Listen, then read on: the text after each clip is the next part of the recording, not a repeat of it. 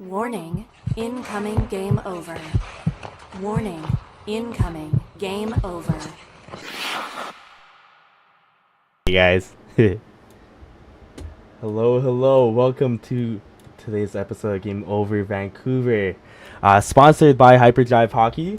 Check out our flagship, the flagship show of Game Over Network on the official Game Over Network channel, Hyperdrive Hockey. All things hockey across various leagues in multiple countries.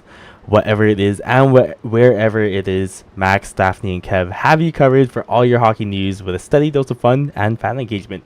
You can find Hyperdrive Hockey on the Game Over Network YouTube channel or at wherever you listen to your favorite podcasts on the Hyperdrive Hockey page at thegameovernetwork.com. First and foremost, I just want to say hello to everyone. Hello, especially to Swervin Yervin. Are you Filipino? I am Filipino. Thank you for asking. We have honestly a very interesting game to talk about today.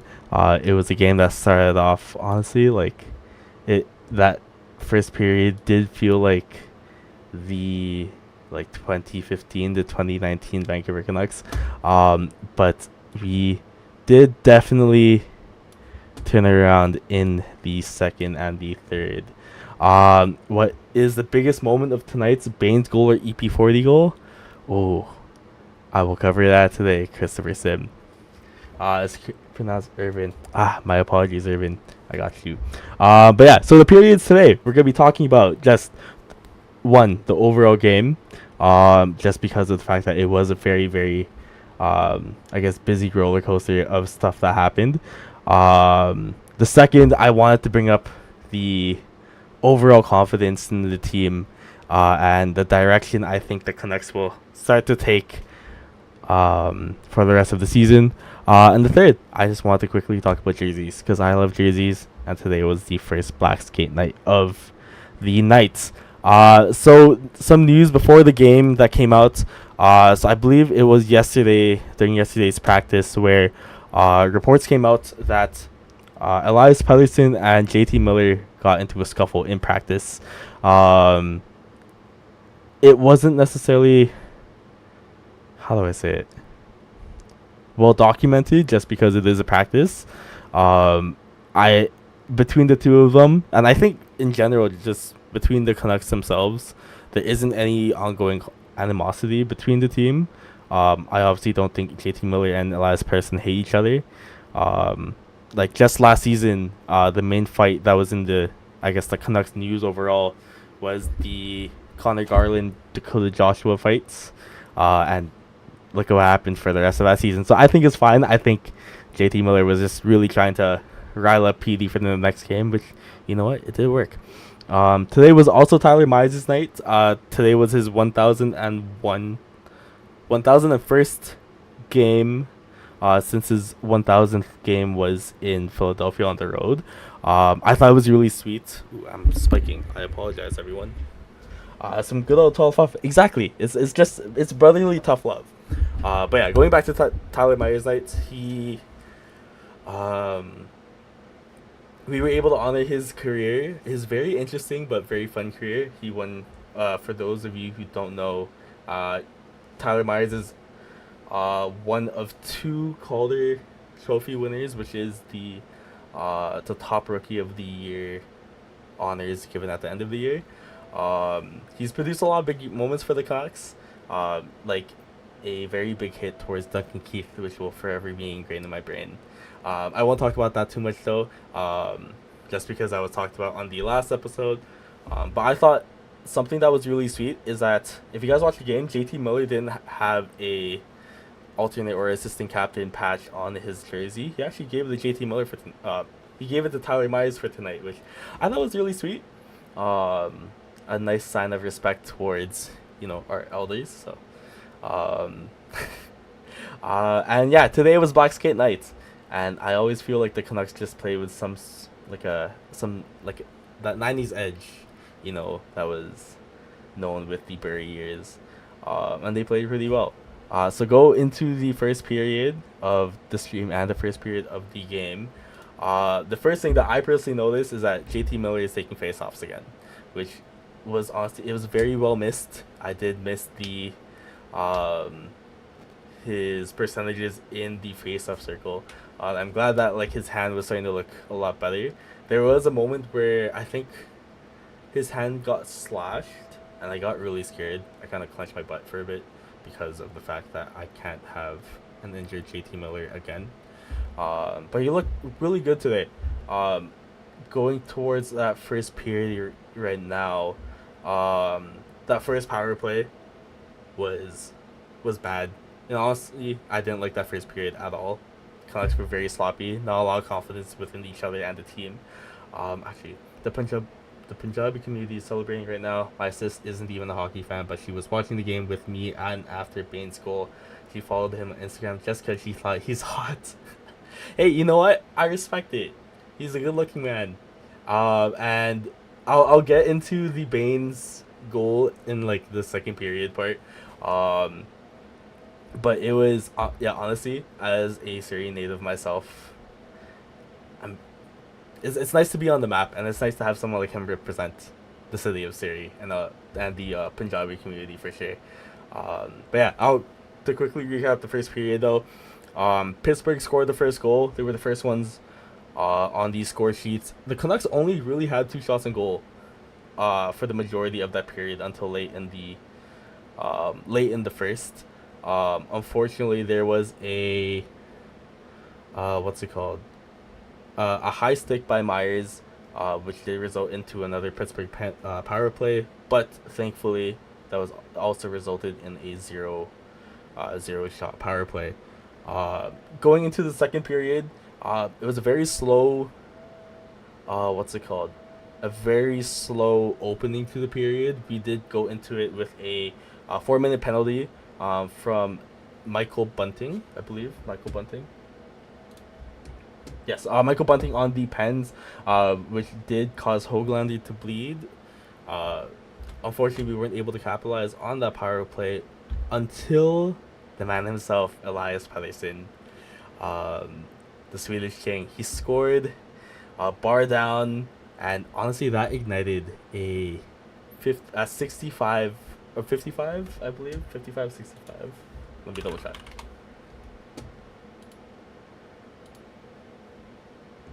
A 65. It was a 65-second run of 3 goals. Started off with Petey. I want to say that he was the spark plug within all of that. Literally like 20 seconds afterwards, 20-ish seconds afterwards, Kiefer Sherwood scores in a 2-1-1, which, by the way, Kiefer Sherwood, I think right now is my favorite signing out of all of the free agent acquisitions that happened over the summer.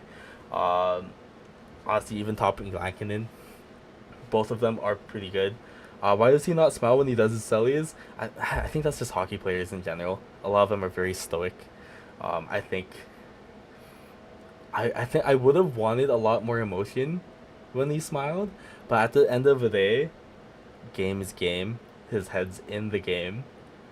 I think, and especially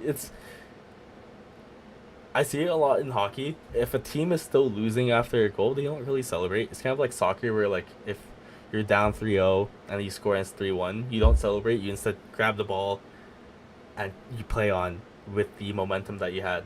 Which I'm glad that they had the momentum that they had, because literally 30 seconds after the Kiefer Sherwood goal, JT Miller had a breakaway and scored 2. So we were 2-3 into the second period. And all like everyone on Twitter, everyone on Reddit was just going off. I thought it was peak Vancouver Canucks hockey, where we start losing at the beginning and then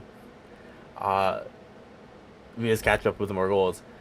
And then soon afterwards too, Archie Baines, the person who, he went through it all. He like started off with at Red Deer in the WHL. He went through a lot of adversity. He was overlooked during the WHL draft, overlooked during the NHL draft. Played, I believe, 2 seasons at Abbotsford, but then literally just kept working his way up. Every time he I guess like got shunned or was ignored. One thing that he doesn't do is one thing that he doesn't do is not work hard. Like he's always working hard, which looking at that fourth goal, it's the peak of what a bottom six forward should be, where you're chasing boards and you're crashing the net in hopes of getting the puck into the back of the net. And I saw that his family was in the crowd, so I'm extremely happy for the Baines family. I hope it's a very good sign of things to come for sure. But other than the goals that happened, I want to give some spotlight to Mr. Brandstrom.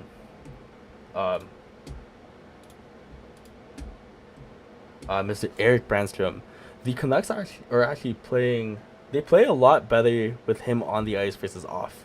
I remember seeing the stat line about how like the Canucks play worse when Quinn Hughes isn't on the ice. But his production this game was really good. It was very noticeable. He was able to find the puck in the defensive zone and move it up ice whenever possible. The Canucks were shooting a lot with him on the ice as well, and it's a very noticeable addition. And I'm glad that he's able to fill that bot six defenseman role really well. Entirely unrelated, but F's in the chat for the Sharks fans, 0-9 to start. Hey man, they are just they're just going for the Gavin McInnes sweepstakes in a few years. Hey, you know what? F's in the chat for the Sharks fans, but I just want to give a shout out to the Jets. Still undefeated this season, playing really well. That's literally Hell's Kitchen. Like you go in and you're not gonna get 3 goals past Hellebuck. It's very scary, man. Anyways, going into the third period, it was a pretty quiet period. I saw Brian Rust, the goal scorer for Pittsburgh, get off the ice because of an injury. Hopefully everything is okay. But one gripe that I personally have with how the Canucks played the third is essentially playing trap defense for the entire period. I don't really like that type of play. It's very park the bus terms. Like if you watch soccer, basically when you park the bus, you just play back, and then as soon as you get the puck or the ball in soccer, as soon as you get the puck, you just dump it in and then change. That sort of play was what made us lose like the first game of the season against Calgary, where after we got a lead, we just didn't play off of that lead and keep moving forward offensively. Instead, we just played back, which did result into the demise of Vincent Descharnais tripping on his own feet, which did lead into a Evgeny Malkin breakaway goal, which honestly was really nice. I can't hate it. It was a really nice goal. Malkin's really nice, but Malkin's a great player. But thankfully we kept it at 3-4. Our 6-on-5 was really good. We were basically not able. The Penguins weren't able to get too many shots on goal, and it resulted in a Canucks win. What a story for Baines. In his final WHL year, he had more points than Bedard. Very true. And honestly, I'll have to find this interview. I'll tweet it once I find it.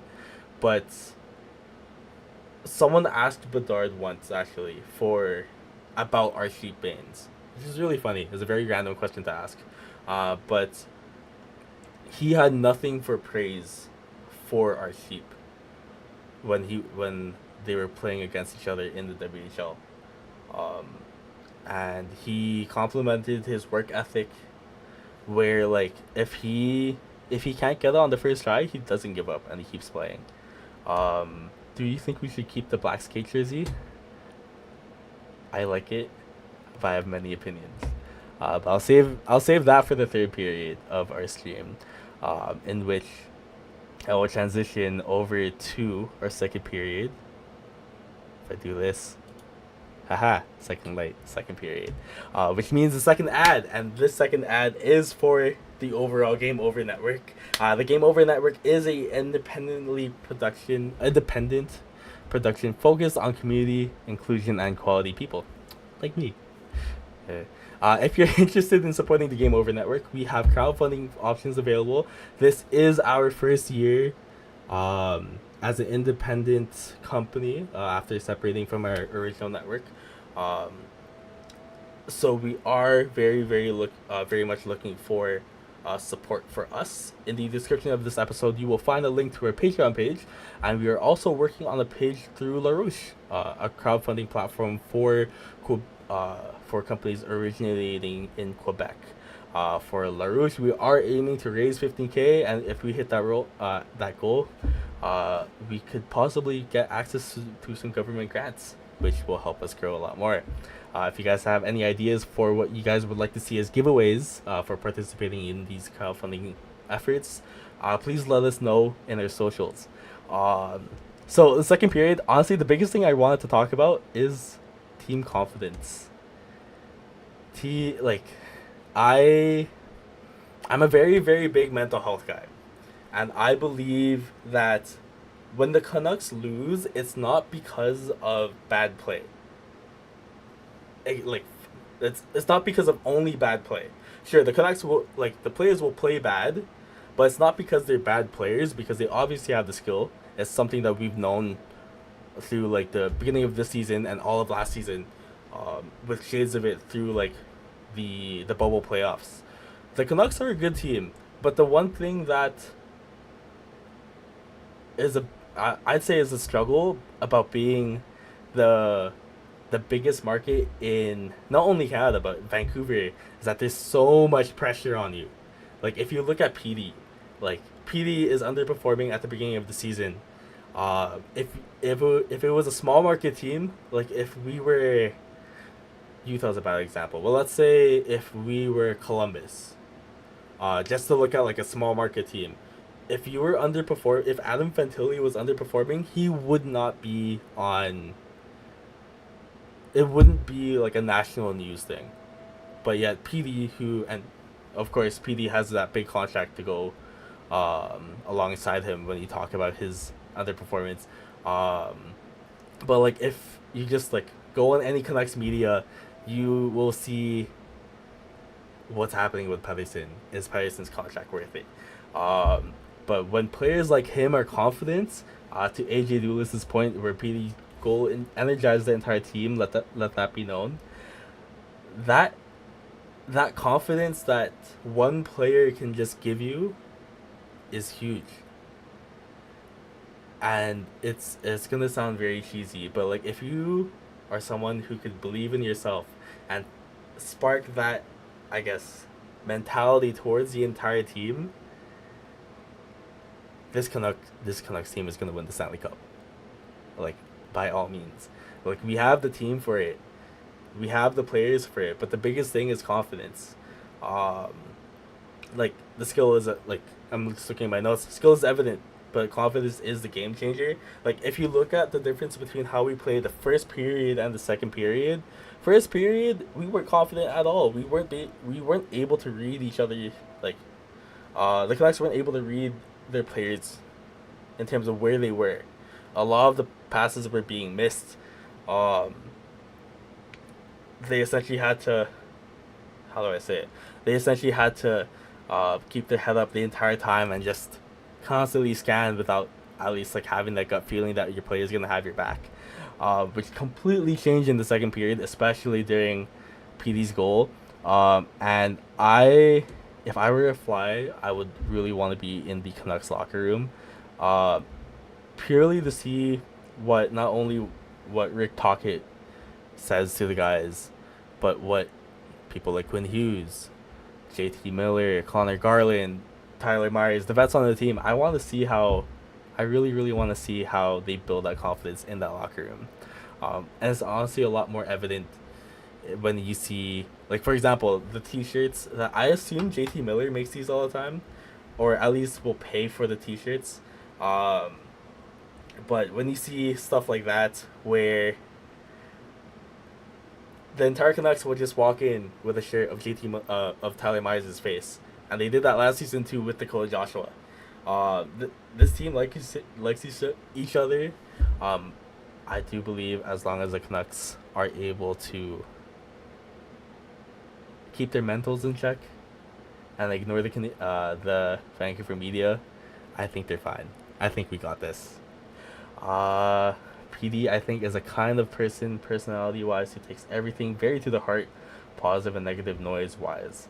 Remember, Bruce told him in practice, you were the best guy out there, and they got him out of his slump. I hope they pump his tires in the locker room. I agree. It's a huge confidence thing from PD. Like, if you saw him in his rookie and in his sophomore season, like, he was touted as the Calder favorite basically the entire season, and his, like, Reddit likes to say F-boy PD, which I think is funny, but I think it's just a cocky PD, where he comes into the league after playing in Sweden. He knows he's one of the best players on the ice, and he's able to make plays out of nothing, literally. But I think the difference with PD now is that he has a support system.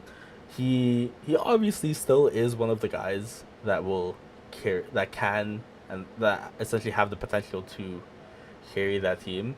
But now he's playing around the team, and he has to play a more team-based game. Versus, or at least for what I like to call ISO hockey, where he's making all the plays himself. But I will say, before I get to the third period of the stream, I was telling a few of my friends actually that when the Canucks are cycling well, like when they're on the offensive zone and they are cycling the puck, it reminds me of I had the comparison of the Golden State Warriors in their prime, with prime Steph Curry leading the play, but after thinking about it a little bit more, I think of it more of a prime Spurs team, where it's a very, like, I guess, like, tiki-taka way of playing. Everything plays smoothly. You already know that, like, your Ginobili's, your Tony Parker's, your Tim Duncans, they're all going to be where they are. Same with the Canucks. You already know where JT Miller is going to be. You already know that Besser, especially on the power play, is just going to be in that bumper position. You have Quinn Hughes literally circling the offensive zone with the puck, just looking for a play. And it all happens so smoothly, and it's so nice to see. So yeah. That's the second period. He's very hard on himself when he's not playing, but when he is playing, you'll see him with that "yeah, I'm him" swagger. That happened last year, actually, in January, when he was one of the players of the month. I miss cocky PD. That's all I'll say. But I'm glad the PD slander hopefully goes to rest. And we can talk about other stuff, like Canucks jerseys, which is what the third period is. And going into the third period, we have a third ad, which is essentially the Game Over Vancouver network, which does feature me. So Game Over has you covered after the game, but in order to get ready to watch the Canucks, you gotta get your game on too. Okay. Game on Vancouver is a short-form daily news podcast covering everything you need to know about the Vancouver Canucks. Hosted by me, Mark Sianquita, and Zach Clarke. Get all of your Canucks news in under 10 minutes, Monday through Friday, on the Game Over Vancouver YouTube channel and in podcast form, which you can find at thegameovernetwork.com/pages/Vancouver. Since we are still an up-and-coming network, it is still something that we are working on to get sorted onto a daily basis.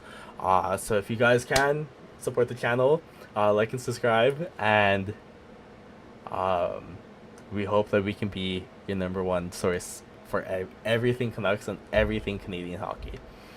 But moving on, the third period of this stream, I just wanted to talk about jerseys, the first black skate night of the Canucks season. Um, a very widely popular topic to talk about ever since the 50th anniversary, where the Canucks went back to a more traditional black skates, where instead of the black collar on this, um, and the perforations on the arms, I don't know if you guys can see that, but like you have the perforations on the arms here, which you have the V. It was a bit more colorful, but the number one question regarding jerseys is always, why can't the black skates be the primary jersey? Because it is 100% one of the most popular jerseys that the Canucks have, especially nowadays. Just give me a quick second.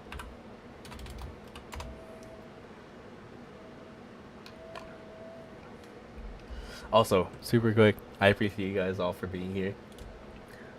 This is my second stream so far, and I am enjoying every minute of it, so thank you.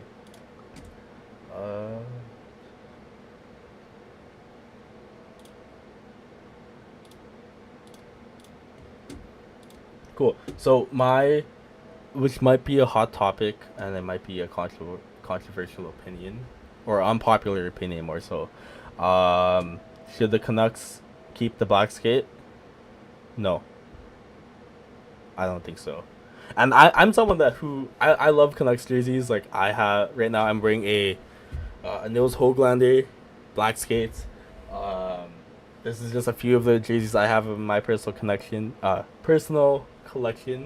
But the one thing about the Canucks is that they've never really had a consistent look to them, if that makes sense. They started off with the blue and green, quickly transitioned after a few years, or like I think 7 or 8 years, into the V, which is very, I don't want to say ugly, but it's a very warm yellow V jersey that they had. That jersey switched over to the black skates, the original black skates, in the 90s, which did feature this red salmon gradient for a few years. But to my points, the Canucks finally have a look that's unique to them, and it screams Vancouver. If you live in Vancouver, or Greater Vancouver area, you know that our buses are blue and green. Translick is blue and green. The SkyTrain is blue, and especially if you go outside, all you see is blue and green.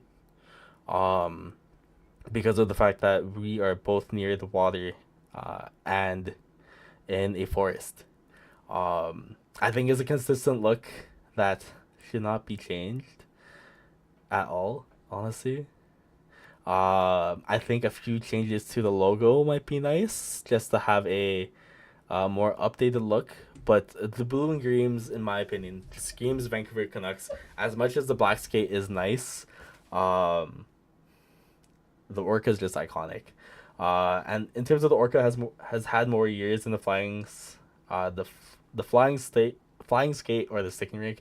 Yeah, it's been like that since like the late 90s, when Mark Messier was captain. Dark times. Fun fact, I was born the same year Mark Messier was announced as captain. Actually, close to the same month as well. And my mom says that there's no way she named me over the Canucks captain. And if I was, I like to believe that I was named over Marcus Naslund, over Messier. Anyways, sorry, I'm getting distracted. But yeah, honestly, the Orca is iconic. People will fly to Vancouver just to look at orcas. They'll go on an orca tour, and you'll actually see them pretty often over there. The flying V and corresponding colors were designed by someone from San Francisco. Take from that what you will. So it was stolen. I'm just kidding. But yeah, and then yeah, that's basically my rant about jerseys. One thing I did also want to talk about was the new Fanatics jerseys really quick. If you guys are in the market for Canucks jerseys, and are turned off by Fanatics as a company. First off, if you're turned off by Fanatics as a company, it's totally understandable. But if you're thinking about the quality of the jerseys themselves, it's the exact same as the Adidas ones. Um, and they were even nice enough to have the on ice jerseys available on retail, which when people saw them, people saw Fanatics and expensive price. Like the jerseys are around $500 before tax Canadian, and automatically people were like, bad. Fanatics bad. Fanatics expensive. But in reality, that same jersey, the on ice Canadian one, the Canucks had for sale for $700 for the made in Canada Adidas. So I think it's a great price, personally. It, you could take that with a grain of salt because I collect jerseys, but it's nice. But yeah, anyways, I wanted to open up the floor to some questions from you guys. I just want to say once again, thank you guys for being here. But before we get into your guys' questions, I wanted to give a special quick shout out to the Game Over Network one more time because we just recently released merch. Game Over's apparel line has dropped with 3 unique designs. So whenever you feel the nostalgic pull of our of our retro skated design, want to make a statement with our established design, and or want to wear your love for goalies proud with our live and die by the goalie design, we will have you covered. Designed by Brady from Game Over Winnipeg. Use the QR code on stream now and take a look through our apparel store and help us rebuild local sports media in Canada while repping your community. How do we fix this PP? Honestly, very simple question. Very simple answer in my opinion. I think we just need to shoot more. If you have people, at least like right now, with Connor Garland on PP1, you know that he's able to get to rebounds fast. But I think we just cycle way too much on the power play. It might seem contradictory to like what I said earlier, where I enjoy watching them cycle the puck, which I do. It's a very beautiful way of watching and playing hockey too. I'm sure it's a really fun way to do it. But like, we'll cycle throughout the entire power play, and like if we pass 30 times in one shift and get no shots, then what's the point? You know, like literally like probability wise, the more you pass, the more often you're gonna turn over the puck. And there were times during that first power play, especially where like I genuinely thought we were gonna give up another shorthanded goal. So I think we just need to pass. Oh, sorry, I just think we need to shoot. Yeah, that's basically it. Also, I think we should not play the. I think we should not play PP2. I just have 2 minutes of PP1. Because if I have to see Filip Hronek bring up the puck from our zone, I'm not going to finish that sentence. Anyways, do you think they finally found a decent line for PD? Yes, I do. You have at least like right now, you have Hoglander and Garland, 2 forwards who they might not have the skill set as a cookie cutter top 6 forward, even though they might have the skill. But they will give 110% every single time. They are the biggest forecheckers on the team, which allows PD to have that defensive pressure on him, I guess, like lifted. You have literally 2 players who are dogs who will fight for the puck, and that just leaves PD free and available to make plays and just be PD and do PD things. He's literally coming from a season with like Mikheyev and Lafferty on the wing. And Mikheyev is currently, I believe, mid-6 in Chicago, which says a lot. I actually think, at least right now, like while they're tinkering lines, once Joshua comes back, I think put Joshua and Garland up there and move Hoglander back down. I think just playing with people that PD can be confident about to to just play the game of hockey, he's able to get good looks. Plus, as like another advantage, Connor Garland behind the net is a beautiful thing to see. Yeah. Yeah, that's all. Thoughts on DeBrusque's slump during the game? I think it's another confidence thing. He's coming from 7 years in Boston. He was drafted by Boston, and now he not only moved to the other side of the continent, but is playing a whole new system. Like, I can't speak too much on how Boston necessarily plays in terms of their play style, but what I do know is that it is a more free flowing game, which is similar to the Bruce Boudreau Canucks. But the Tocchet system is a pretty rigid system. And he's willing to put people in the doghouse if needed be. I think the Brusque in the preseason played really well, just because they were still trying stuff out. But now when the stakes actually matter, I think he's still getting used to the way that the Canucks play. He definitely does have the skill, and he definitely does have the grit to play on that first line alongside Miller and Besser. But I think it's just confidence. I'm gonna keep repeating myself not only in this episode but like in the episodes to come. But I think with DeBrusque, he just needs to get his groove going. I like after PD's goal. Hopefully this like gives PD that edge to keep going. Hopefully we can get the same with DeBrusque. I'm not upset that he's not doing well. He's obviously not the reason why we're losing, but what's it called? I don't see it too much as a slump. I did see the one YouTube video though where someone said that he's kicked the bust. I did laugh, but then at the end of it, like, he's still a good player. He's still good. He's just getting used to the Canucks. He definitely fits in the system. Don't get me wrong.